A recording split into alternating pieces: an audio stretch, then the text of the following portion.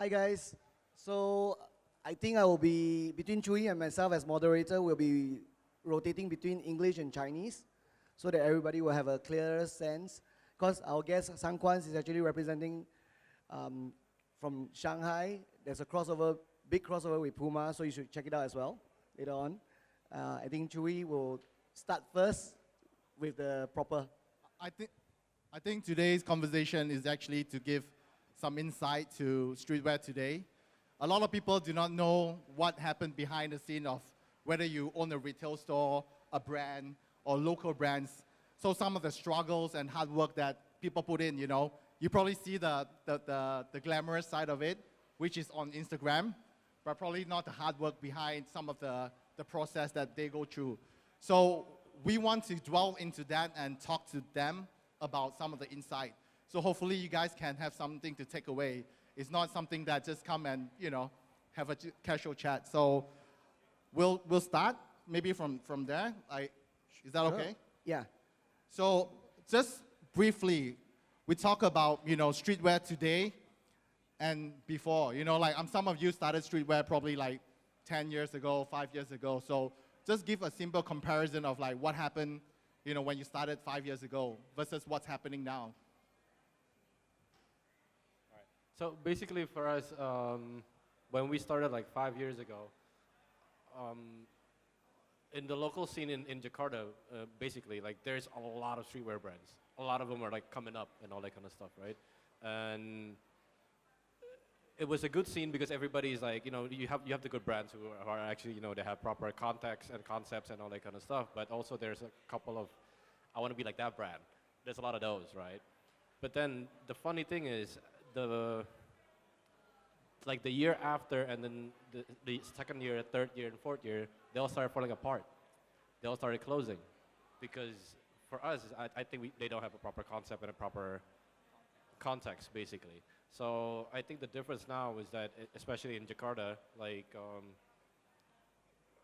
the main difference is that right now there are fewer brands, but they're stronger brands.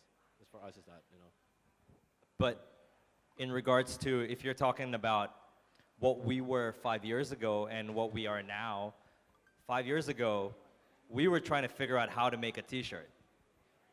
We fucked up a lot of times on production. We lost a lot of money. We basically ate a lot of shit, you know what I mean? But 5 years later, you learn from all the mistakes that you make. You get better at production. You build brand loyalty, and then and then you keep sharing your message more and more, and then at the end of the day, more people start to believe in your brand. So obviously, when you talk about the difference in that time, that was the time it took for us to grow and become stronger. And yeah, adding to what Giorgi also said, context is key. I think for us, coming out of Malaysia, right? Like, we started the brand back in 2010. To be honest, streetwear, I mean, there was obviously presence of that. But if you talk about local streetwear itself in Malaysia at that point in time, really, like, even for me growing up, if I knew it was local, I wasn't going to support it, to be honest. But I think fast forward, like today, it's great to see that people are actually going out there to support other local product. And I think most importantly as well are platforms which are available, like this, right? A place for us to sort of showcase what we do.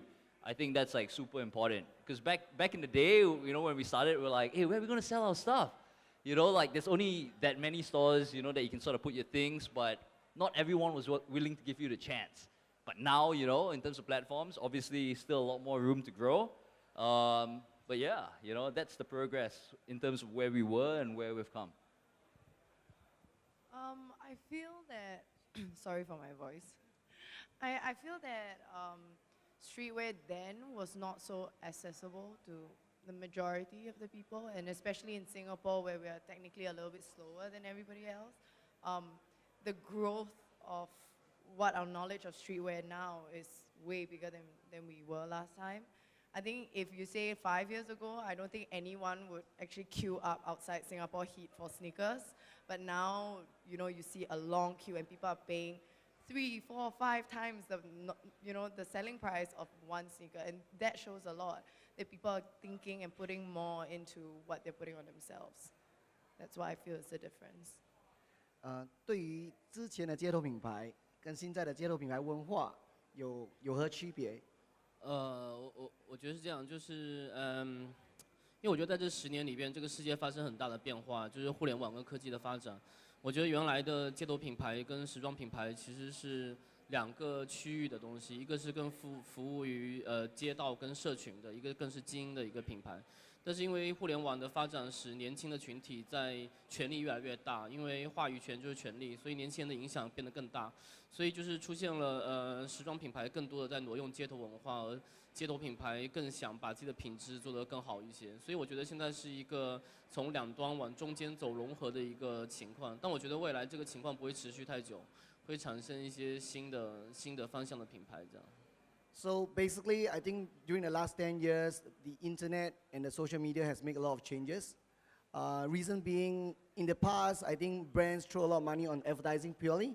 Right now, the reason why smaller brands or chance of individuality, social media is taking a lot of it. So if you are a small brand, you do your social media well, you get recognition. I think that's the whole difference. I think really the digital age give everybody a new age or chance. Not that you have more money, you can pour out more stuff, you'll be recognized for it. Thanks, SANKUANZ. The second question, I think this is probably one of my personal favorite question. Do you think reselling in streetwear industry change, the whole thing, whether it's from retail, from having your own brand to even local brands? Like, are you friends or foe? Are resellers on your side, or you like no, yeah or nay? I think, for our gear, it's obviously very, very different compared to sneakers, right? We're still a very, very small brand. But I think if that sort of happens in terms of people sort of reselling our stuff, I think that's good. Like, it says a lot about the brand as well, like in terms of the brand appeal, people want it.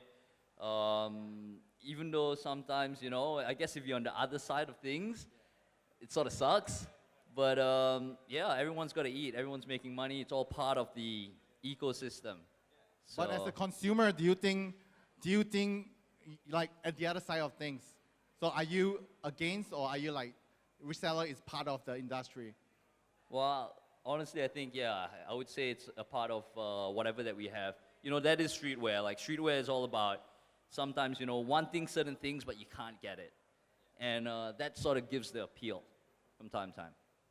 Yeah, I totally agree. I mean, as what he said, if we ever find a reseller selling our brand, I'll probably go up to him and say, can I sign it? Might give you more value if you really believe in it, But yeah, I think it all helps. It's a cycle, right? I think I agree with that as well. Like, in terms of our brand, right? If somebody started reselling it, then I think we kind of feel like, all right, there's enough demand that it's like, and it's hot enough for people to want to cop it, right? So then it's a good thing for us. But on the other end of it, I personally don't like it. I personally don't like the resale thing. Because but at the end of the day, it's streetwear, right? You gotta hustle, You gotta hustle to get the product, or you gotta hustle to sell the product to get the money. So it's either or, But it's part of the industry. It will never change, I think, So. I think as a retailer, we see it from a way different perspective because resellers are technically not our friends. But I think with luxury goods and with things that people want, it's like you say, it's a natural cycle. It's bound to happen. So whereas when we come in as a retailer, our job is to try to find the right customer and the right person that buys, your product. So I would rather sell my product to someone who loves my brand, who loves my concept and what it comes with, than for a person who say, I'm not going to make money off you. So for us as a retailer, we want to focus on that kind of specific audience. But yeah, I think it's okay, I guess. Thank you, May. SANKUANZ 对于那个人家买原价，然后再翻倍卖出去的那个概念，是支持或者是否？我觉得那种很 hype 那种款式，它其实就是那种做法，其实我觉得是一种品牌的一种工具了。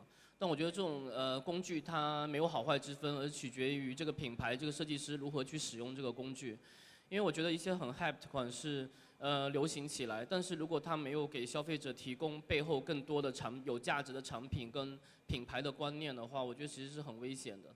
但是如果这个品牌它本身有很强的主张，然后有系统科学的这种产品的品类，我觉得它有几个很好的款式，然后别人会进一步的去购买它的产品。对。对于他们，如果说第三方买了这个 hype 的品牌，然后再反卖，这个第三方你对于他们的做法是赞成或者是否决的？我觉得这市场本身的这个工业的它的一个系统，我觉得没有什么，它存在就是合理的，我觉得没有什么不好的。对对对。但其实我觉得比较危险的是这种做法，它可以加快，其实也是取决于品牌本身有没有自己的故事可以说。因为如果这种做法其实会加快这个品牌本身的过时，就不是产品。如果这个品牌过时，因为有很多例子，这个品牌这个名字过时的话，人们已经没有兴趣在关心你会创作出什么新的东西，所以我觉得这是一个危险的地方。谢谢。So for SANKUANZ view on this is the hype brands that is being up by all the resellers actually help the brands, but at the same time on the contradicting end, it also shortens the livelihood of the brand itself. Because it's hyped too fast and you move too fast, you get burned out fast.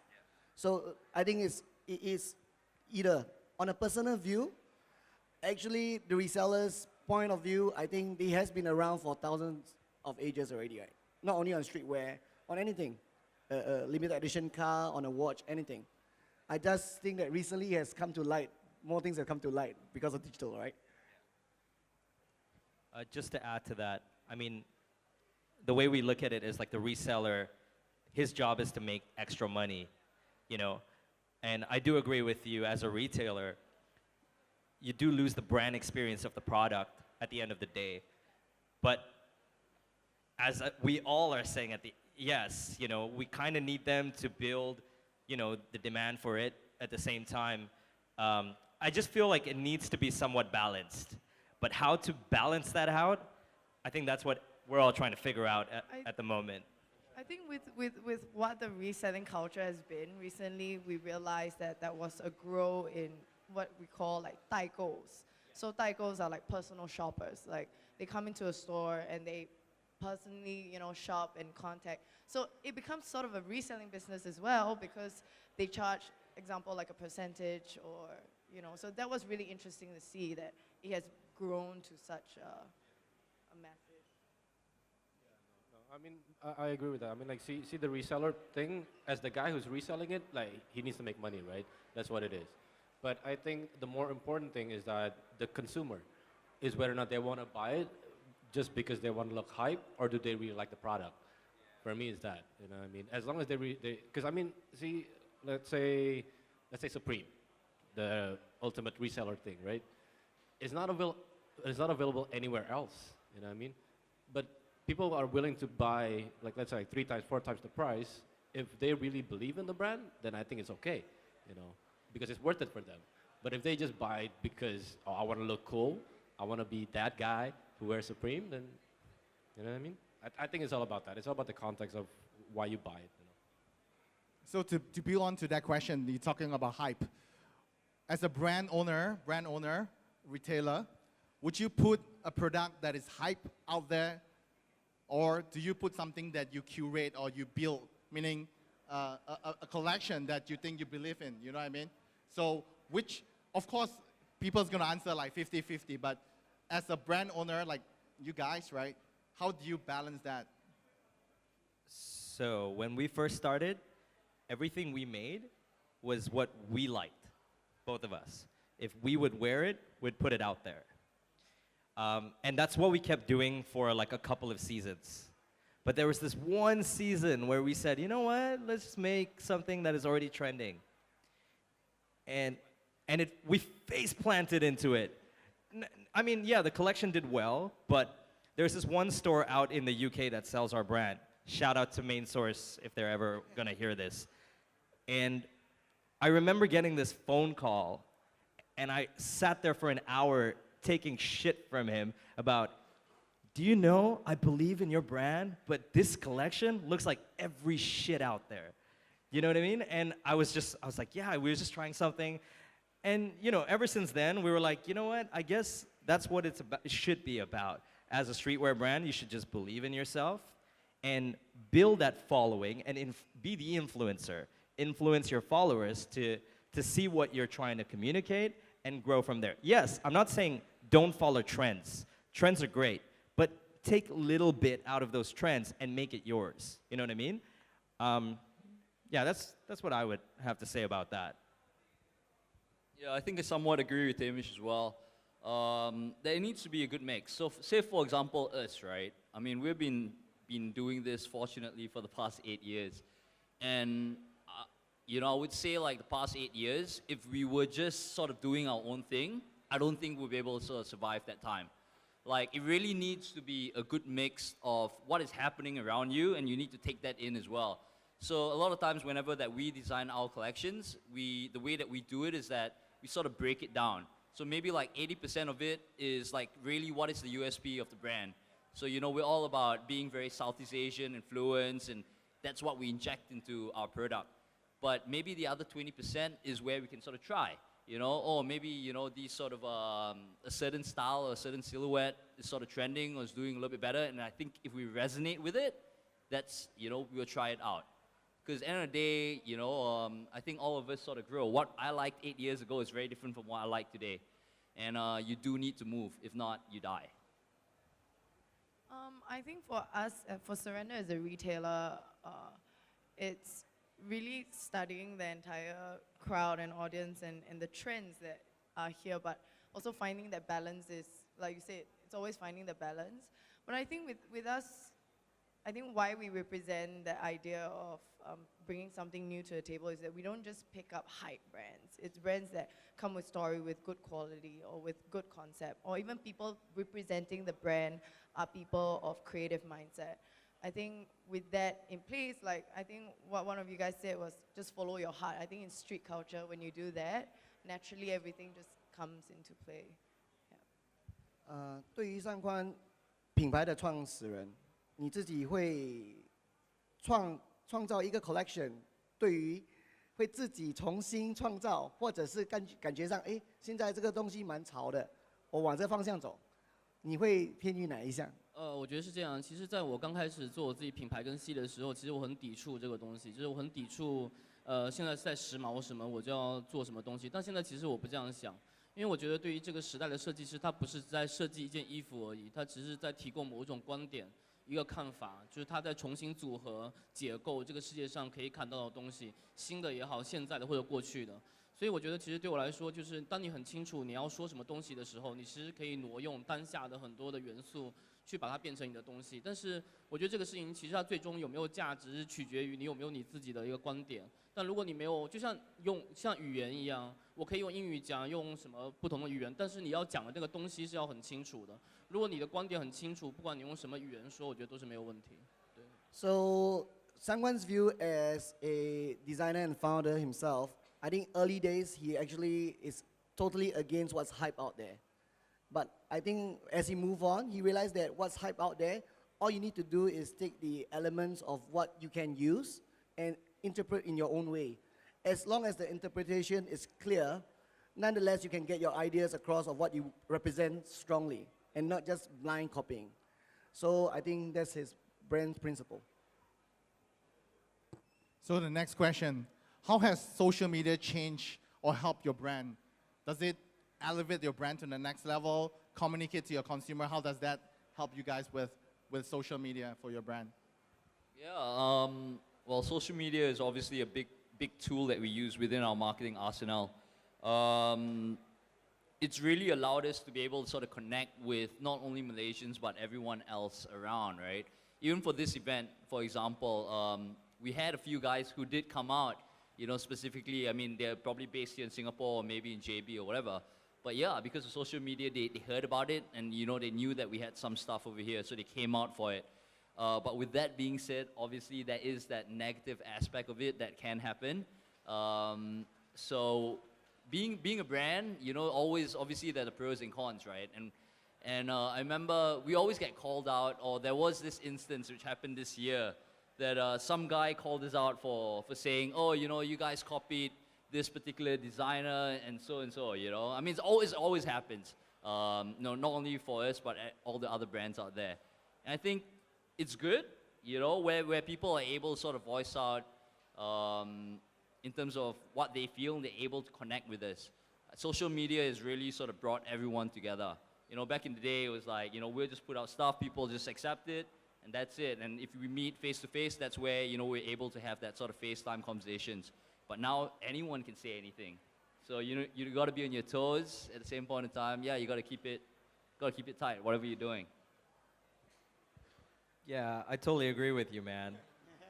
There's nothing much to say about that. We do live in an age where everybody's attention to their phone is almost 24/7. It's like a drug, you know? Like, look, everybody's on their phone right now. Even that guy over there in that jacket, you know? You know?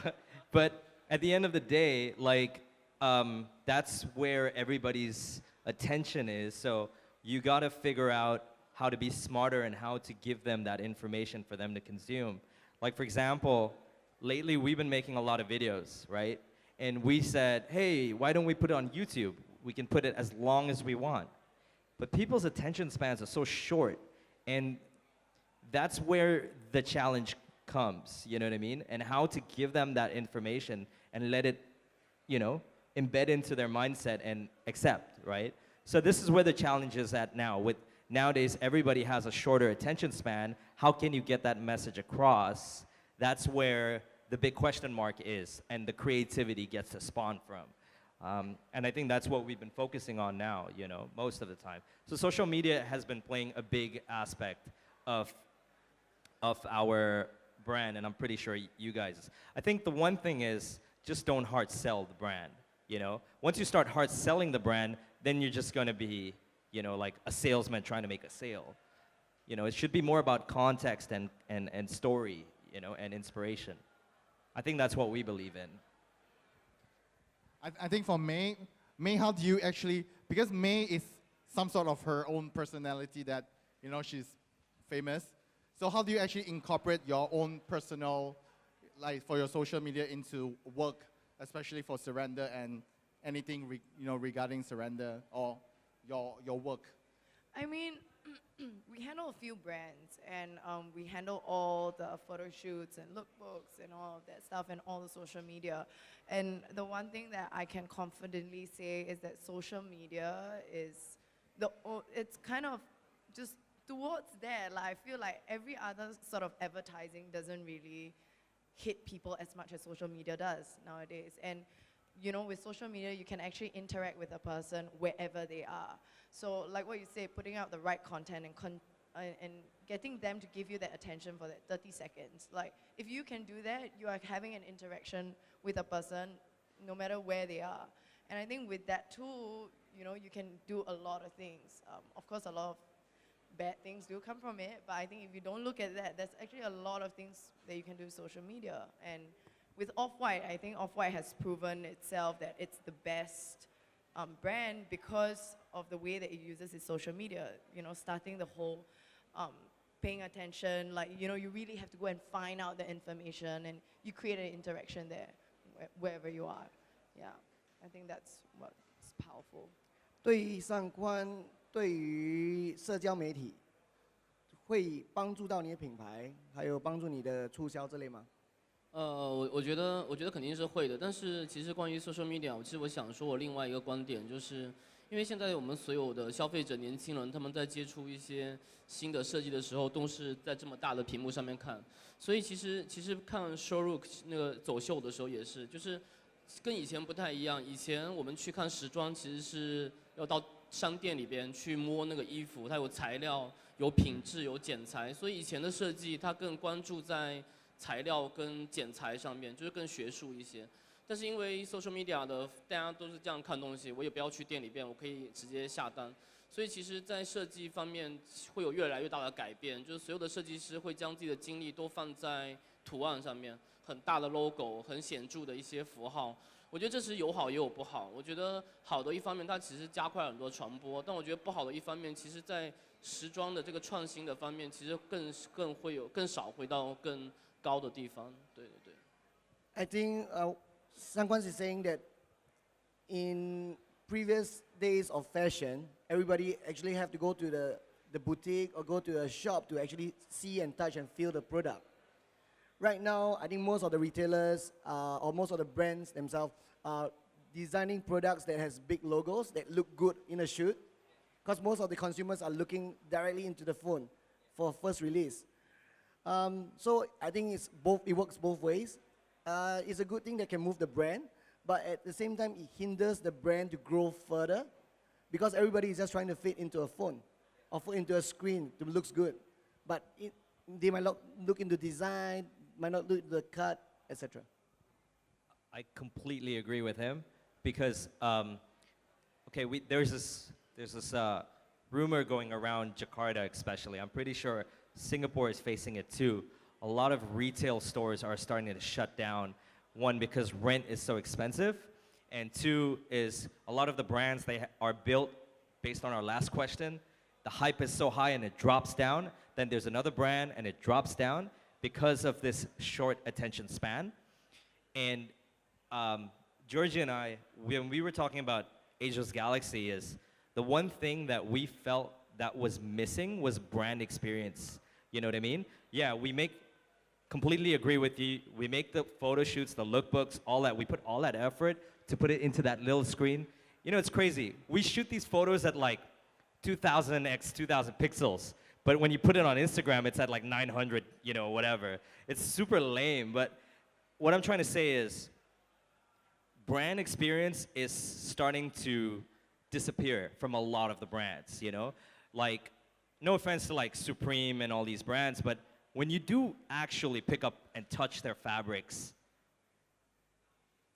I'm not gonna comment, but you guys know it's not, you know where it's at with the fabric, right? But there are certain brands like let's say the local brands where we have access to fabric options and manufacturers and, you know, endless amount of, you know, print styles and whatnot. We do have potential to show the West that we have cool stuff coming out from Southeast Asia. Massive potential. There used to be Japan, but now it's coming down to Southeast Asia. You know what I mean? I mean, think about it. 5 years ago, you wouldn't have, you know, the Chinatown market guys here. You wouldn't have Joshua down here. You know what I mean? Nobody knew about this side of the world. It was just, we were consuming everything from the West, right? And this is why we're here, because we decided to collaborate to push our product out to the West to show that there's good stuff coming out from here. But now, brand experience is key. And this is why more activations, you involve with your audience, you talk to your audience. That guy who came out to see them, for us, that is valuable because that shows that there's loyalty and followership. And I feel like that's what is missing nowadays, and a lot of brands need to look into that, you know? Reel in the audience and communicate with your audience and build more, you know? 他很认同你的想法，也是一样的概念。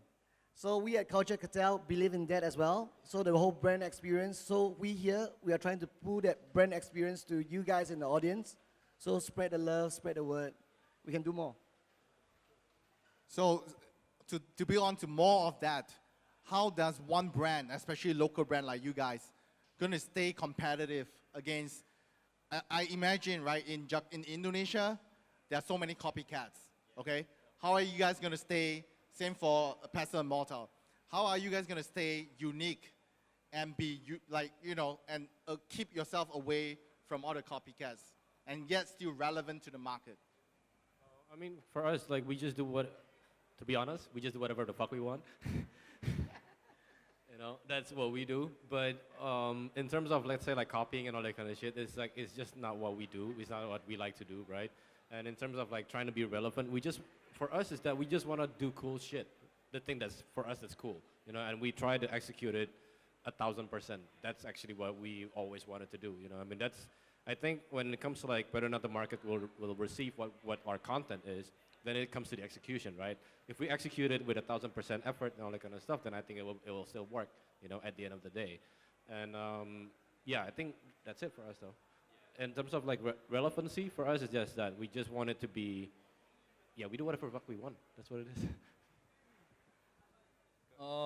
Well, for us, Pestle Mortar, like I said, right, has always been about Southeast Asia and especially Malaysia, where we're from. And I think that story, right, like our story, it's completely different from everyone else's story out there, So that is what we're always going to be pushing in terms of where we came from, what sort of experiences that we went through growing up, all the different sort of subcultures, all the people that we meet along the way. Even today we met some guys, and this is going to sort of dictate, in terms of the path that we're going to take over the next few years or even months or whatever it may be. So that's the main thing. That's what's going to set us apart. It's who we are. If we're going to copy, if we're going to try to follow another brand, then I think, yeah, you will get lost. But if you sort of stay true to who you are, what you believe in, and what you really want to champion, I don't think that should be a problem, Unless, yeah, people really hate you, then different story. But yeah. I mean, I think the copying thing definitely. I mean, I feel like at the end of the day, everything is kind of inspired, right? I mean, as artists or whatever, we have inspirations, we have muse, and we have, But what I agree is that definitely the brand has to stick true to its core. And I think like with us, sometimes, we pick up a brand, like example, public school. We picked up public school once and we loved the aesthetic of it. It was like simple, it was no logos, nothing. And then the hype train came along and then, public school said, okay, let's do graphic tees and let's do graphic sweaters. And then that was when we kind of stood back and we kind of realized like, oh, we lost the brand.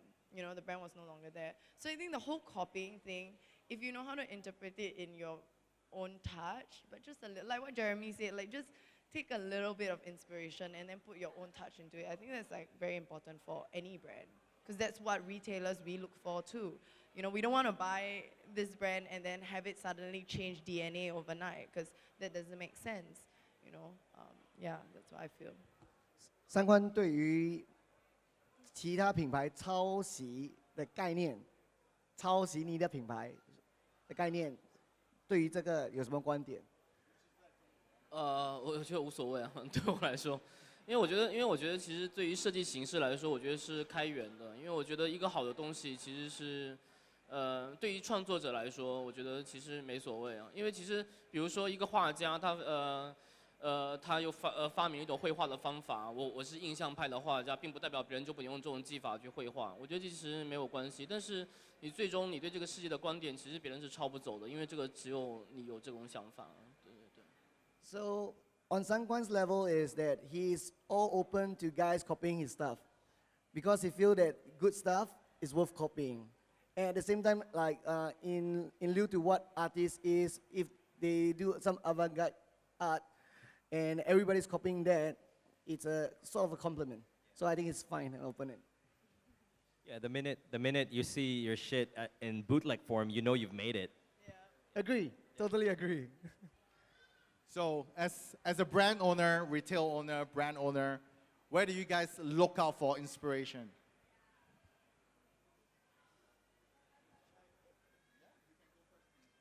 I mean, for a retailer, I guess inspiration is it's a little bit different way to see it, right?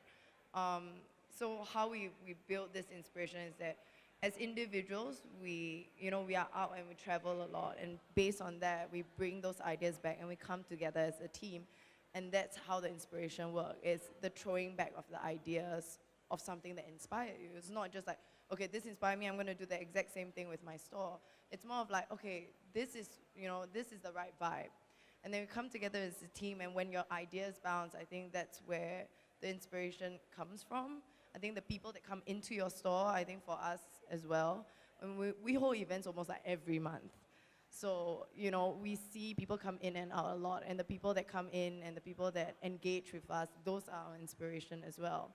I think representing good things is also, I feel like, has you know, the whole entire idea of like carrying on what you put on yourself and all, that has inspired Surrender itself to do more things than just fashion. It's not just fashion, it's lifestyle. It's, you know, it's what you stand for and what you believe in. So I feel like that whole idea of taking care of yourself has actually inspired Surrender quite a bit in terms of like branding and what we're doing for the public, yeah. For us, it's mostly every collection that we drop, we at Ageless Galaxy, I mean, for one, we're a space-inspired brand, but it's not about space all the time, but it's more about the perseverance of getting to your goal. That has always been like a driving point of every collection that comes out. So whenever we're about to drop a collection, there's always like a scenario or a moment in time where what we're experiencing or our team is experiencing, and then we trade out like a motto out of that experience, and then you happen to find it on the next collection. A lot of people ask, why do you have that, you know, tagline? For example, we have whatever it takes. So Ageless Galaxy runs as a creative agency as well. So last year, there was a month where we were a bit up and down. There was a lot going on, but how us and the team put our heads together to make it happen. And I remember sitting in the car, and I have Batara over there, one of our squad mates, and he was sitting in the car, and he was like, whatever it takes, man. And literally, we looked behind him, and we were like, that went on the whole collection, and it dragged on to the third collection after that. And then people started like using it in their daily lifestyle, you know what I mean? For us, that was the drive that kept the inspiration going on. Yes, we have the traits of space-inspired stuff. I'm always on weird sci-fi blogs every day looking for weird old Russian patches or whatever, you know? Or like, you know, Space Odyssey shit. But other than that, it's the message that we cater through the brand is what makes us like, you know, want to move further, you know what I mean? And when we start seeing other younger people affiliating with that and using it in their daily lifestyle to get their goals sorted out, for us, that is the ultimate success more than actually making money from it. You know what I mean? And I think that's why we're in this business. It's all for that, you know? Inspiration for me, not to be honest, comes in the most sort of random of places. A lot of times it's always, you know, I'm a little bit of a dreamer because I actually come from a creative background. So I'm actually very creative sort of thinking, and I like to spend a lot of time sort of thinking about stuff and just dreaming. And yeah, you know, it normally comes to me whenever I'm, you know, it may be when I'm driving and I might see something. And that may not be the inspiration, but that will sort of lead you to something else. And it's always that conversations as well where, you know, you start talking about that to maybe like another mate or another friend, and you go like, oh shit, you know, from this, it sort of bleeds into something a lot bigger. And so I would say from there, like the most mundane of things, and the other part would be true travels. Like, I think it's very, very important to sort of expose yourself, to go out and see what other people are doing, because, you know, that's where you really, because everyone has a different take on things. When you see, you know, a certain visual or a certain experience, everyone takes something back very differently. So yeah, those two things. Yeah, like the whole thing about breaking away, that's crucial. I agree with Hugh over here. Like every year, once a year, we break out. I don't see him for like maybe a whole 2 months, and then he's out in Europe, I'm out somewhere else.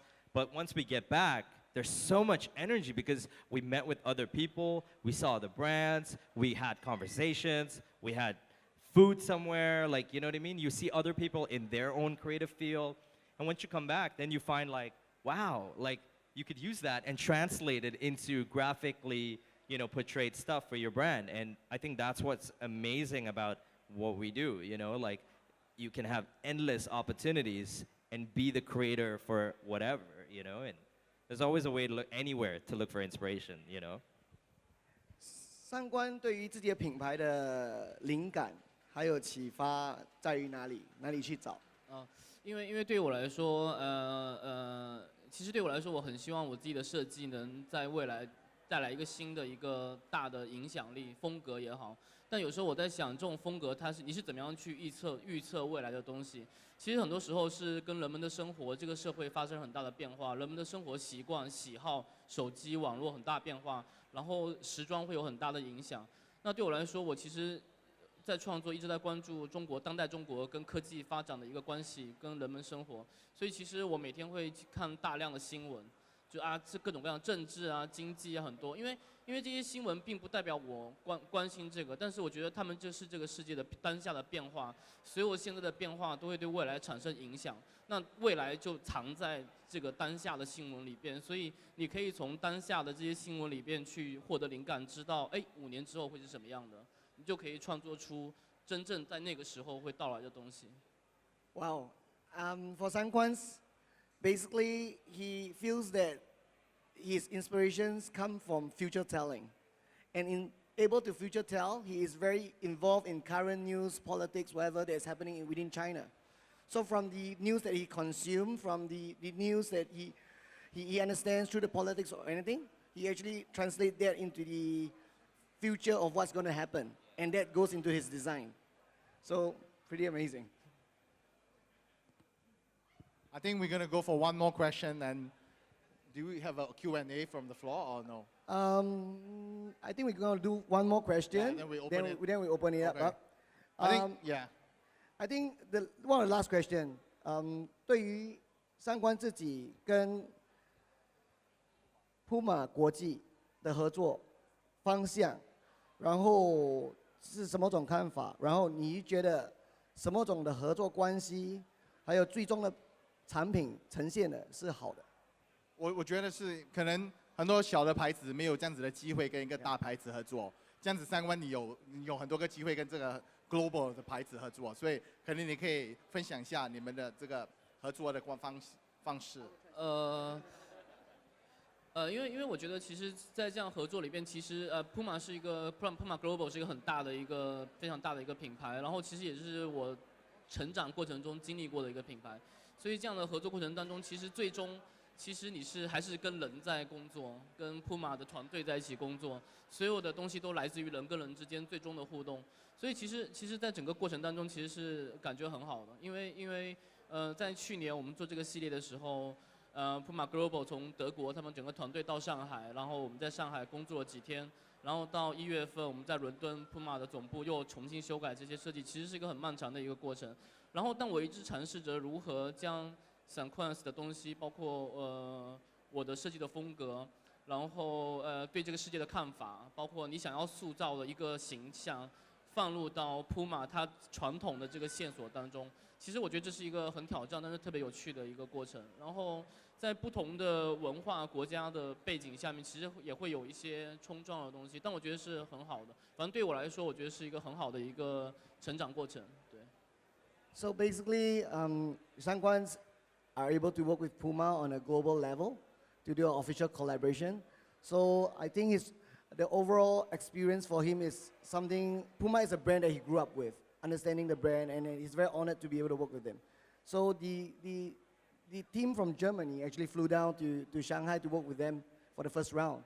And subsequently, he actually flew down to London to work with the other main team as well to fine-tune the design.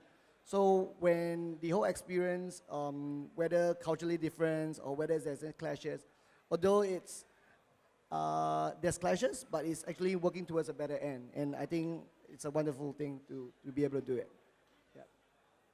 So I think right now we can actually open to the floor. Some questions that you guys have any questions? If you have any question like to anybody here, don't be shy. There's no questions, so I'll wrap it up. Before I wrap up, I just want to throw a question down to the floor, to you guys. How do you feel about Culture Cartel? This is the first of its making, the first installation. And just give a word to close it off. I think I would say revolutionary. I feel like never have I thought ever that I would be part of a streetwear convention in Singapore. And at this scale, I think that, yeah. 对于SANKUANZ，对于 Culture Cartel 这样的概念，在于新加坡创始人，对于这里有什么任何感受？我觉得很好，因为其实在中国有很多类似这样的活动，然后我觉得这个活动最大的意义它像一个大的 party， 反正每次在上海优酷的时候，就觉得像个 party。就是每年到这个时候，所有人都会在一起，然后一起 chill， 一起 party， 一起聊，哎，我这一年干了什么东西，我们可不可以做一个什么？所以我觉得它其实是一个很好的 community， 然后大家可以在一个时间聚集在一起，做一些很酷的东西。我觉得这种行业的团结是很重要的。 So I think in China it happens quite often. So there's a big streetwear exhibition. It's called Yohut. It's like an annual gathering of creatives together. And during the annual gathering, collaboration happens because you meet creatives from other fields, and things happen for next year. So I think he's very happy that Singapore has one as well. So. Yeah, Matt left Culture Cartel, man. You know, for organizing it. I think it's amazing. Like first up, you know, first time giving a talk in Singapore. It's Matt. Really happy, and like I think this is exactly what we need. You know, more of this. You know, more people coming out, more conversations. I think it's a very Asian thing. Like everyone's a little more reserved. So you know, the more that we sort of do this, the more that we talk, the more that people come out. I think it's really about building that culture, and everyone's gonna really reap the benefit. So thanks. Yeah, I would like to thank Culture Cartel for having us here, also for doing the talk, especially coming out from Jakarta. It's really great to see how we have a lot of brands participating. Normally you would see, back in Jakarta, it's mostly resellers, you know? And I mean, we have certain people trying to change that and having more brands to be more open-minded about, you know, you could see a Nike and an Adidas together in the same room. In Jakarta, it's a little bit not like that, you know what I mean? But it's great to see that over here, and it shows open-mindedness amongst a niche market that we are all a part of. And I feel like there's so many younger people in the audience that are going to be starting their own brands and all. So it's a good time for them to be able to consume all this knowledge from OGs like this dude right here, who's been here for so many years, you know? So it's good. Conversations, being humble, all these like type of like dropping knowledge. I think it's great for everybody. So it's good to be a part of this platform for sure. I think this is the first Culture Cartel where people can have a conversation like this with brand owner, retailer, you know, friends, and you know, brands from other country, from the region. So the only thing I think a lot of Asian, like one of you said, right, we are all more shy in terms of like talking. I think a conversation can take us a long way. Having conversation like this can connect people, can share ideas, despite, you know, being in such a competitive region. But I think this is a good place to connect. So if you are here, all of you, make friends. I mean, don't be shy, you know, talk to someone. Follow each other on Instagram. That's like the easiest way to make friends. And that's where like opportunities, you know, you get things done. So yeah, that's what I think. And thank you. Thank you so much. Thank you so much to our panelists and moderator.